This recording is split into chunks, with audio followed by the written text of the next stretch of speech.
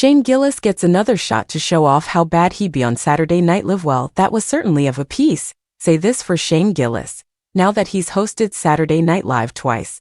It's harder to assume that had he kept his featured player spot back in season 45, he would have become the Jeff Richards of the 2020s, an odd bro out in an eclectic ensemble.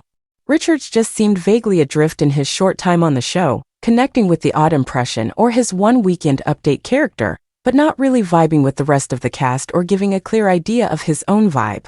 With Gillis, there's a clear sensibility at work in his sketches, and maybe there just would have been a whole lot more of that stuff, satisfying Lorne Michaels' nagging feeling that the show was reaching out to an untapped portion of the audience that actively wants less out of SNL.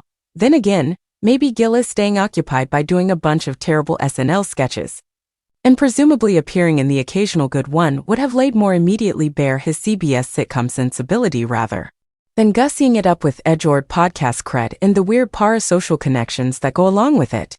I'm sorry, I don't get it. I'm sure Gillis is a good hang if you're his actual friend. He seems affable enough to let himself be the butt of a joke. But the thing is, that's never really borne out in many of the SNL sketches he's done. It's not as if he plays the overt hero exactly.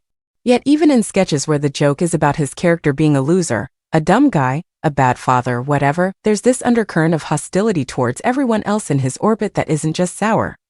And doesn't just turn Gillis into the would-be identification point as a default, though it is and does do that. It also, more importantly, renders most of the jokes predictable, even mechanical in their joylessness.